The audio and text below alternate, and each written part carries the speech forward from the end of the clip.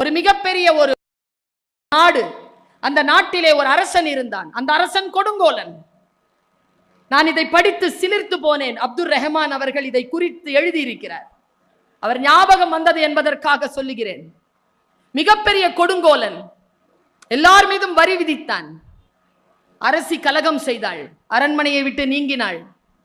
வெளியில் போன அரசியை அடக்க வேண்டும், கலகக்காரர்களை ஒடுக்க வேண்டும். அரசன் பேச்சுவார்த்தைக்கு அழைத்தான் ராணியை. ராணி பேச்சுவார்த்தைக்கு வந்தாள், வந்து உட்கார்ந்தாள்.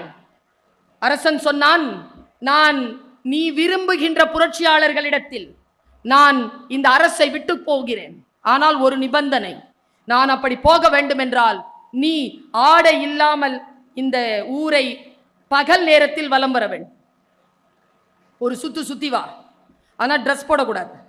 நீ சுத்தி வந்துட்டனா நான் அரசாட்சி கொடுத்துறேன்.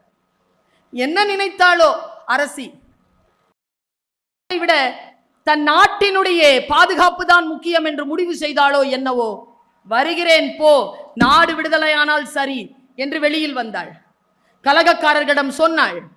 அவளுக்கு என்னன்னா, கலகக்காரர்கள் ஒரு பெண் ஆடை இல்லாமல் வரும்போது, அது ஒரு ராணி அப்படி பார்த்தானா கலகம் செய்து அவளையே கொண்டு போடுவாங்க.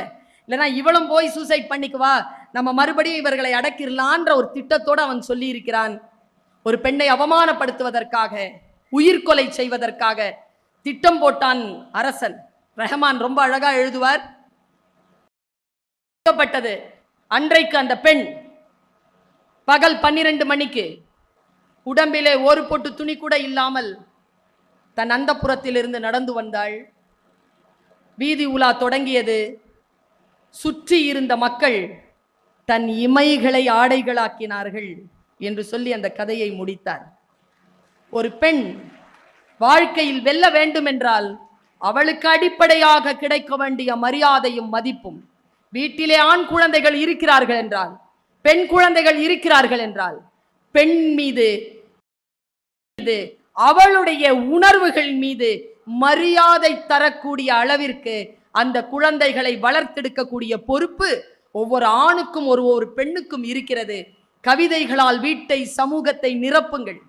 பாரதி சொல்லுவது போல், துணி வெளுக்க சாம்பல் உண்டு, மனம் வெளுக்க சாம்பல் இல்லை என்பான். என்னை கேட்டால் பாரதியின் எல்லா கவிதைகளிலும் எனக்கு உடன்பாடு உண்டு. அந்த ஒற்றை வரி தவிர மனம் வெளுக்கும் சாம்பல் தான் இலக்கியமும் ரசனையும். இலக்கியமும் கலையும் ரசனையும் எங்கே இருக்கிறதோ அங்கே மன அழுக்கு களையப்படுகிறது. மன அழுக்கு களையப்பட்டு சுடர்மிகும் அறிவுடன் நாம் இருப்போம் என்று சொல்லிக்கொண்டு வாய்ப்பளித்தமைக்கு நன்றி பாராட்டி இடம் சாருகிறேன். நன்றி, வணக்கம்.